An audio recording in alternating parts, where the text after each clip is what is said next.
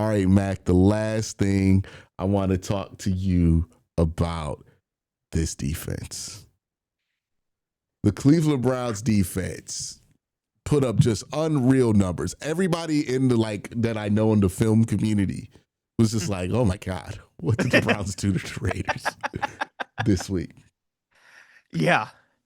This was a level of domination that, look, I need people to understand it's just rare. This is like if Alabama played really hard against Georgia State, right? Like this is like that level of it looked like the Browns defensive line was just in a completely different league. And here's what gets me excited about this. One, I love defensive line play, but two, these guys are so young. Mm-hmm. Like Mike Hall's going to get better. Mason, I don't think people understand. Mason Graham is really good right now. When in 2 years, he gets like that grown man strength, because he's like 22 right now or 21? Yeah, right around there. He's pretty young. When he gets like that 25-year-old strength, you know what I mean? Like his body finishes developing. He's going to be a force to be reckoned with. He's going to be dominant at that position because he already has the hands, he already has the bend, he already has the balance, the coordination that's just rare at that position. If he can match that, and he's already naturally violent, so if he just matches that with more strength, it's going to happen for him. But yeah, Mike Hall, he's going to get better as he gets older. Aiden Huntington, another UDFA. Yep. But Isaiah McGuire, Alex Wright, Isaiah McGuire, I think he gets better every time I see him. Yeah. So not only is this defensive line good, we've had good defensive lines before, but it's like, hey man, Dalvin Cook's 30. Well, not Dalvin Cook, Dalvin Tomlinson is 30. Yeah. Jadeveon Clowney's old. Or Zadarius Smith is old there. We put it together, but it's a win now group. They are putting it together better results than those defensive lines. And they haven't even gotten to their final form. I need people to understand. This is just the infancy of what's going to be next to Miles. These guys are going to get better. And that's what's scary. Well, and you even said it too about, Alex Wright and Isaiah McGuire too. But, during the offseason, we talk about Aiden Huntington working out with Miles, kind of just sticking with him in the offseason workouts with Micah Parsons. People don't talk about the fact that Alex Wright and Isaiah McGuire were there too. Those guys were sitting and learning from those guys too. And so, people forget just how young Alex Wright is. Alex Wright's only 25 and he just got paid. And he is only recently 25. Between him, you still have Isaiah McGuire, who you probably can extend next season. By the way, his hands. Yeah. We don't talk enough about how good his hands are. No. I think the only people who want to have this conversation with me as much as I do is Pro Football Focus, because every time he gets out there, he gets like a 90 grade from Pro Football Focus. So whoever's grading him sees it. But he is so clean with his hands. If you watch Isaiah, I think this is going to drop after I already did this. So I dropped a defensive line review. Look at how well Isaiah McGuire uses his hands in that video. It's again, he's going to add more to it, right? I saw Mason Graham. And this is what makes Mason Graham so special. I'm sorry for going off on a tangent here, but no, you're good. You're good. I see stuff, I have to be excited about it because it's special. I love it. There was one play where Mason Graham, he goes under, he wins with his hands, right? And then he recognizes that he's in a position to turn one of those hands out. He's extending to make distance. And then he uses that extension and that momentum to go under and then rip on a guard. This was a two-piece. He got two guys with this move. And I was like, That's not ordinary. That's very, and then he had the bend to be able to move the quarterback. And yeah, it's just it's wild that you have, look, Myles Garrett is Myles Garrett. We're going to talk about how just insane Myles Garrett is at this point of his career. But it's like, man, when you have somebody who I think, in a couple of years, he's going to be able to anchor a defensive line of his own, if Myles wasn't there. Like, we're talking about that level of talent. Like, I think he's going to be an all-pro from what I'm watching.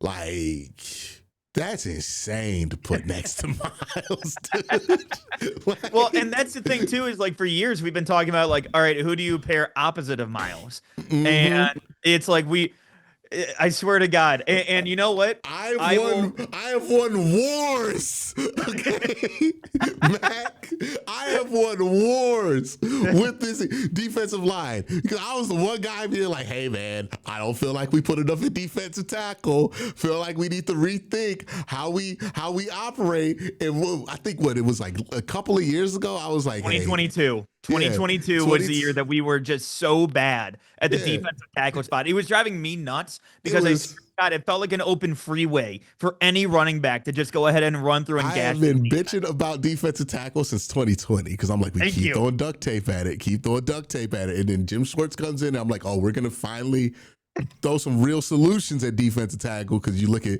Jim Schwartz understands there is no great defense without great defensive tackles. There just isn't. Yep. There's no such thing as a great defense if you don't have great defensive tackles.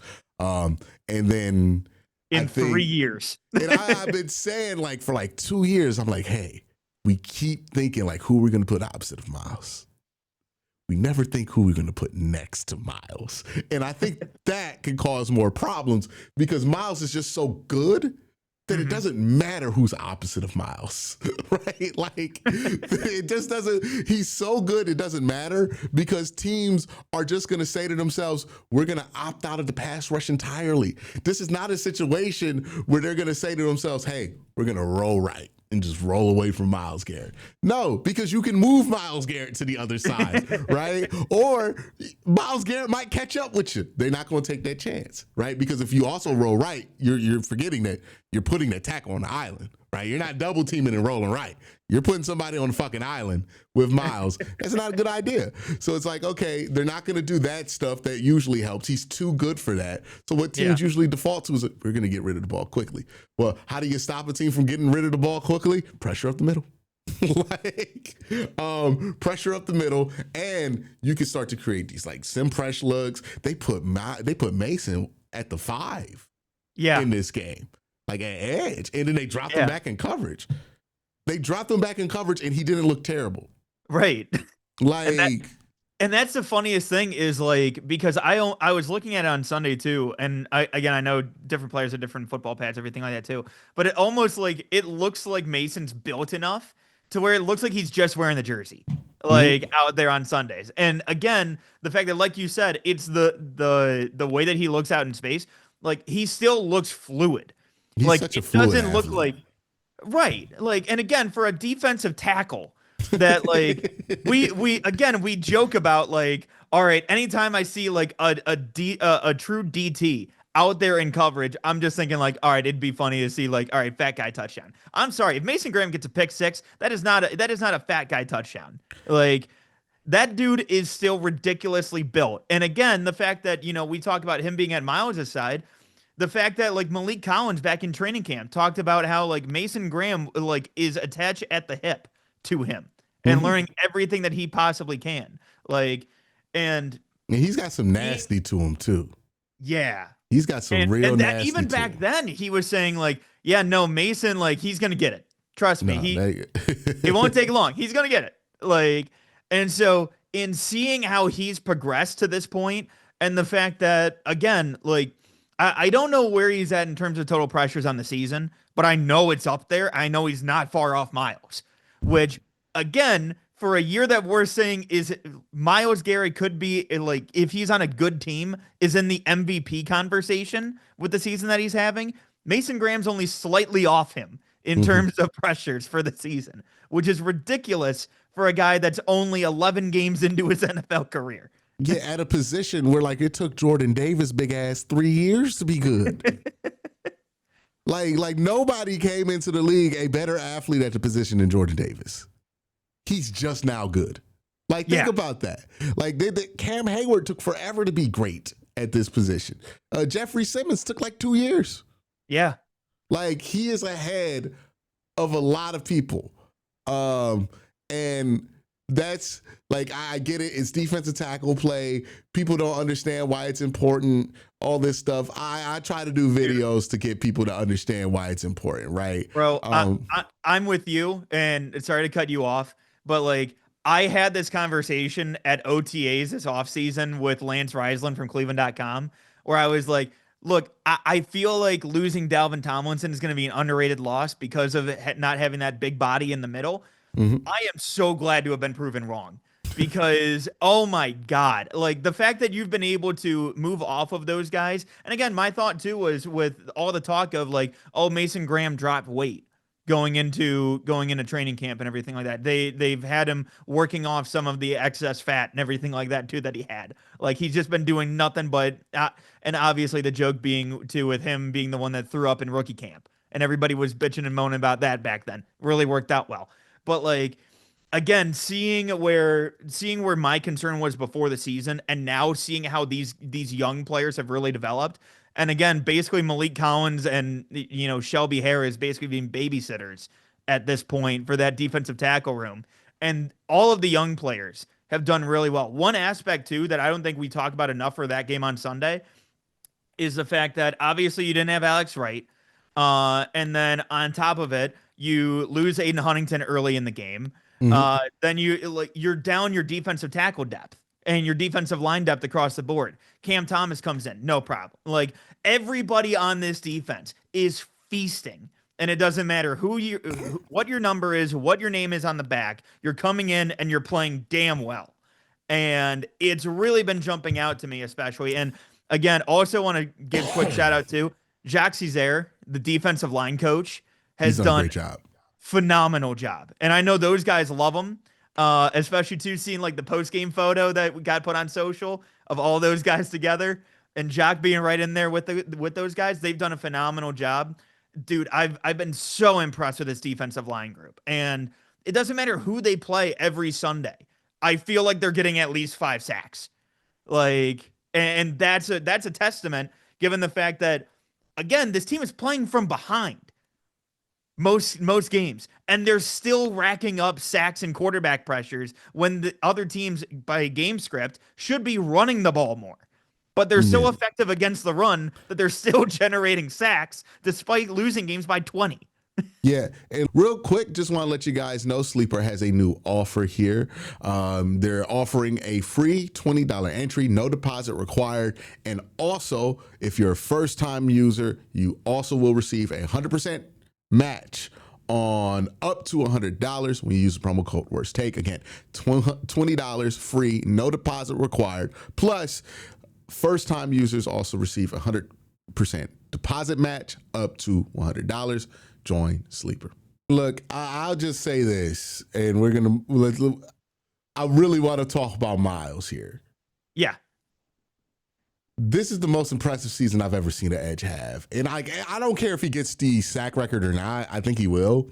Yeah. But this is like on so many levels. One, you just brought it up. He has 18 sacks in a season where his team is like minus in point differential, which is just insane. Like insane. Like you just go look at every other guy who's come close to that sack record. Go look at their point differentials. It's like there's a reason they're able to get those opportunities. So he's not getting a ton of swings at the apple, right? Like this is an insanely efficient sack season for Myles Garrett. The manner in which he's getting these sacks too needs to be studied because, like, look,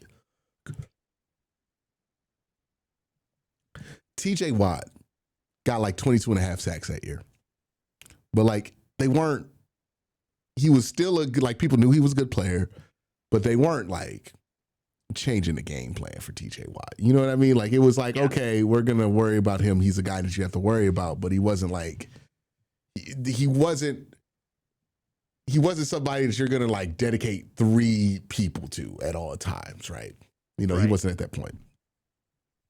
And my point about saying that is, look, if you look at whoever like breaks out and gets these sack numbers, it's very hard to be an established guy and get that high of a sack number because teams know who you are, right? It's what makes what Michael Strahan did incredibly impressive because he did that at the end of his career, right? Like he was known as Michael Strahan. Myles Garrett is doing this 2 years after everybody has decided that he's the most terrifying man on earth. Like, this is absurd. Like, he's doing this in a year where Mike McDaniels is admitting I had a different play sheet for when Myles was on the field. Like, that is the level to which the game plan is for Myles Garrett. Like, every week, by the way, on a team that has nothing to worry about except for him. Yes. Right? Like, well, obviously on defense, there's more to worry about. But right. You play the Browns, what you going to do about 95? They don't have a quarterback who's going to distract you, right? The Browns don't have any other thing that's going. It's about the defense in 95. How do we stop 95? So he is the #1 target of every game plan he's been on this season. Nobody's sleeping on him. No, there's no way to forget about Myles in the fucking game plan. That doesn't happen. He is the game plan. And for him to be dominating like this requires him to be beating doubles, triples, chips.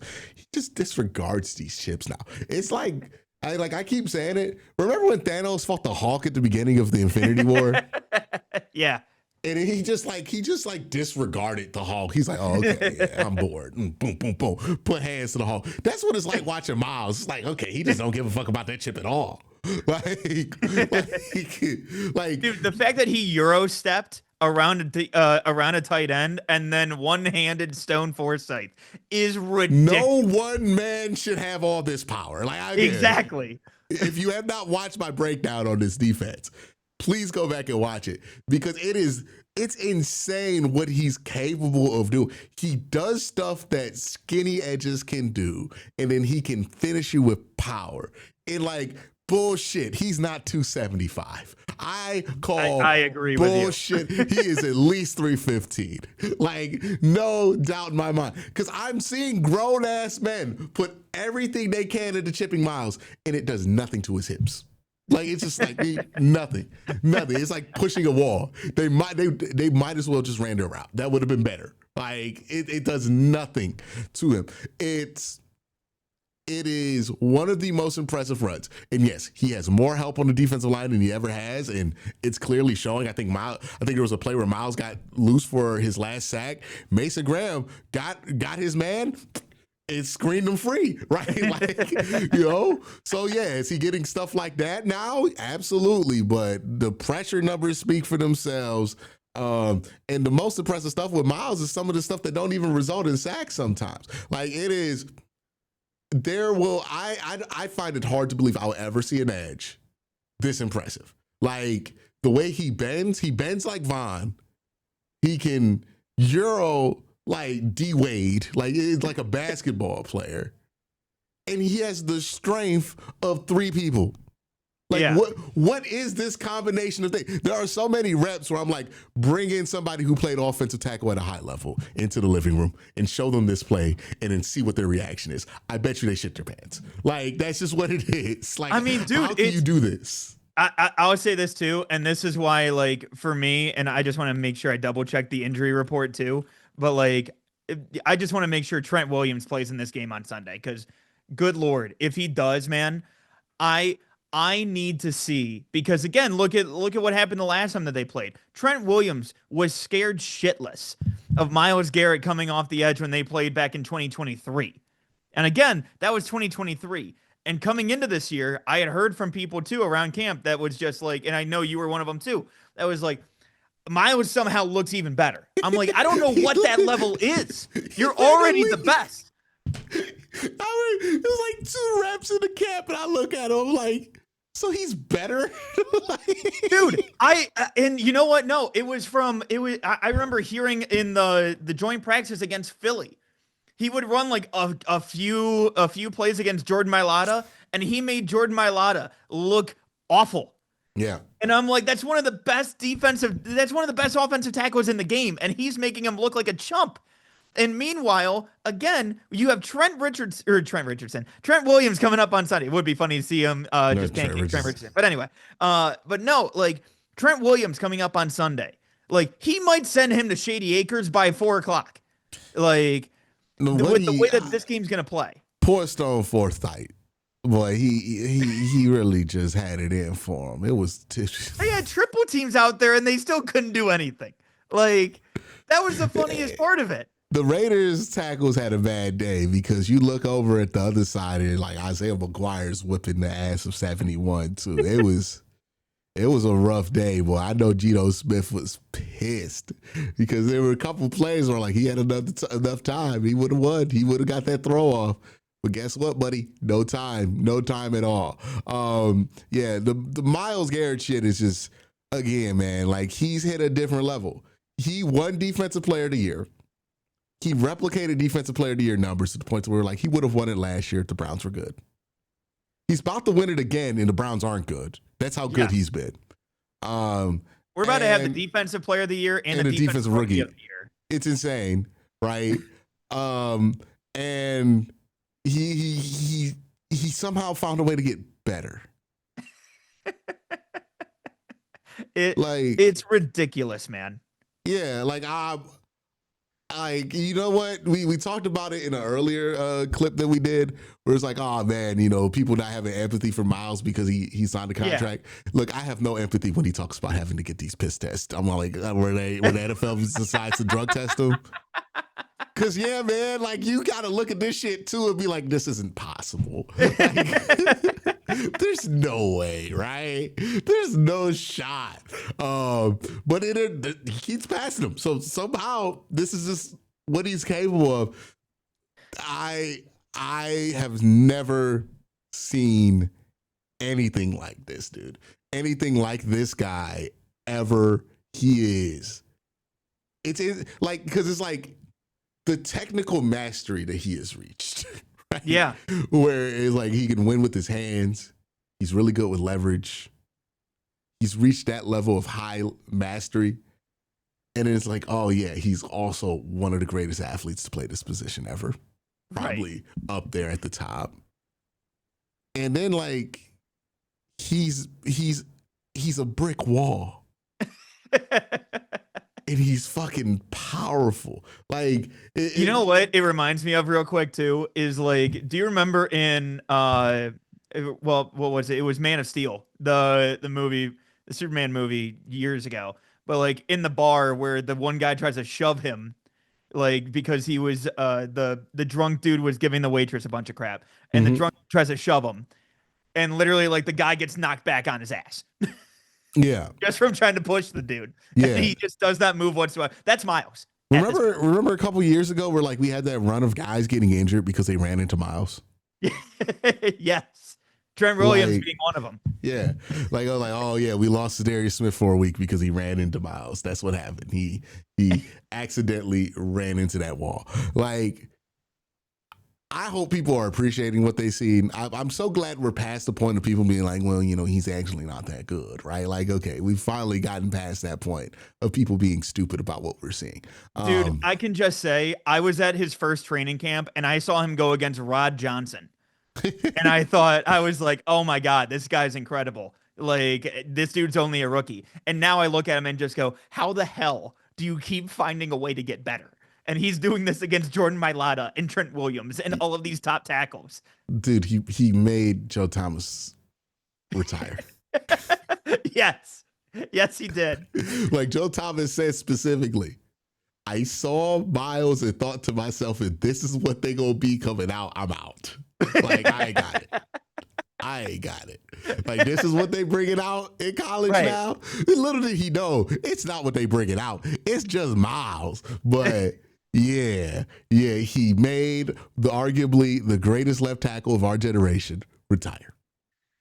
Like it was a easy choice for Joe to not come back because he's like, hey, I ain't what for another year going up against Miles in practice is stupid. No, I'm retired. Like, If I was the coaching staff, I would have just been like, look, we'll give you all the veteran days. nah, However many you he was like, these boys different. Like that's that you made Joe Thomas go, these boys. It's like I need people to understand. Joe was good because he was a great athlete. like this is not somebody who is gonna look at Miles like, oh, he's a great athlete. I'm worried about that. It's like, no, Joe's whole thing was you ain't gonna out athlete him, right? Like that's what he was. He was like the first of that modern kind of tackle where he's a lot more slender than what you would expect, but the feet, he's just so athletic. And he went up against Miles and he was like, all right, I ain't got it no more. I'm good. I'm done. That's a wrap. Yeah, which is incredible. Yeah, this defense, Myles Garrett, it just all goes into a package.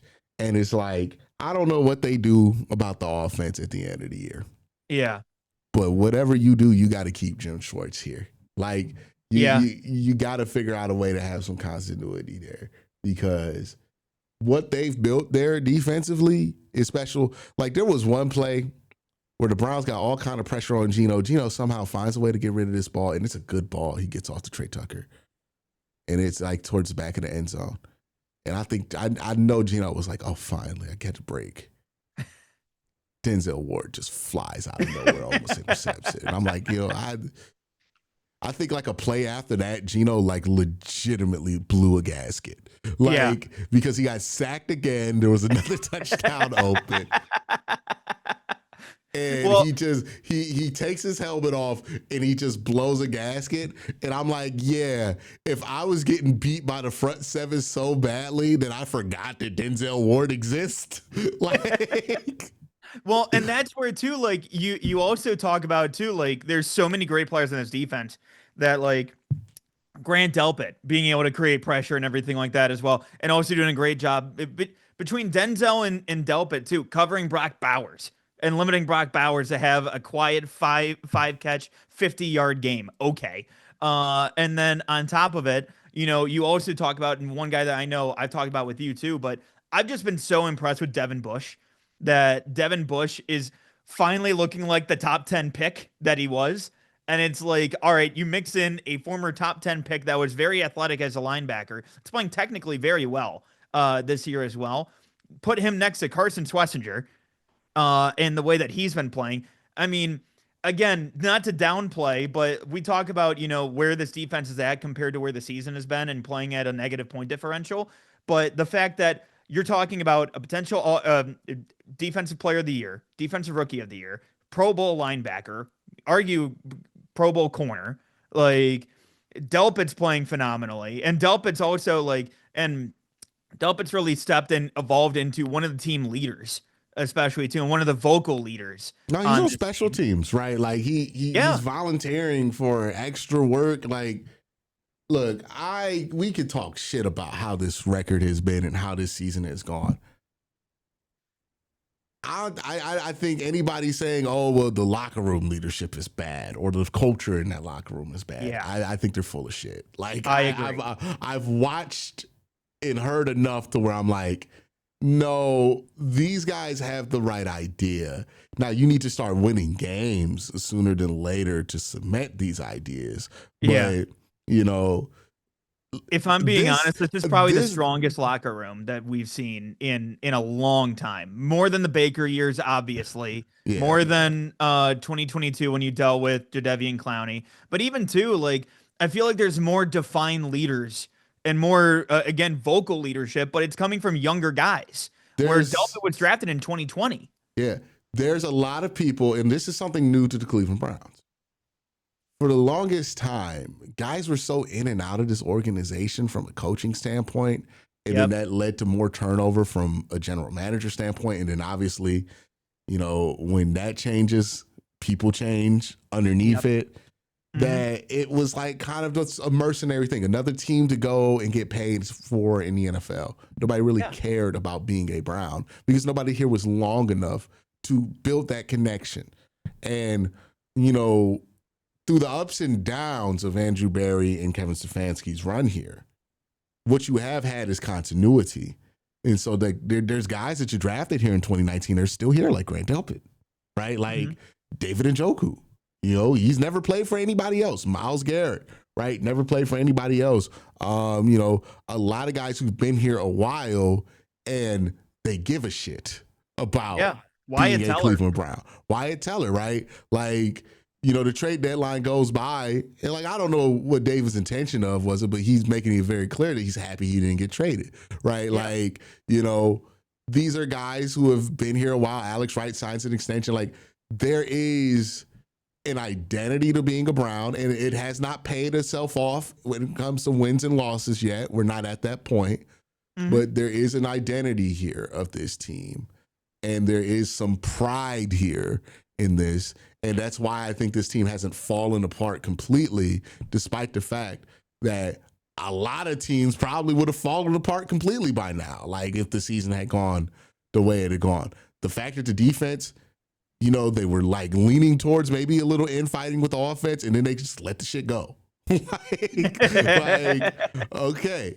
Like, that's really good. The fact that the defensive effort, like, it was still very high, even when Dylan was out there, not playing his best football, right? Like, all of this stuff is stuff that maybe there's not a payoff this year, and that sucks. Yeah.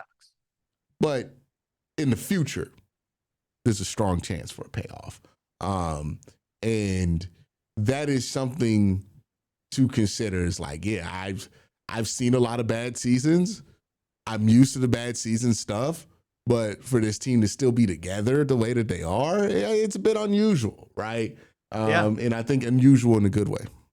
No, and I completely agree. And honestly, it's been one of the things that's really stood out to me. And again, I know we've talked about it in previous clips too, but like the fact that, the way that the season has unfolded, obviously I adjust my expectations or my thoughts on the team, obviously, as you get more data, as you get more games, as you go through the season. And again, and I know some people would say, well, that's the bare minimum. Like, they should be playing for your coach. But it's one of those things where I'm like, no, not all things are created equal. I mean, you had the Miami Dolphins have a team meeting after week 1. Like, I mean, and it's not always that you have that from the get-go and it's just, oh, well, they're getting paid, they should have that regardless. No, like, you have a genuine love between these guys that I haven't seen in previous years. And, I think that it's the evolution of these guys, and especially too, and it's where I give credit to the rookie class too.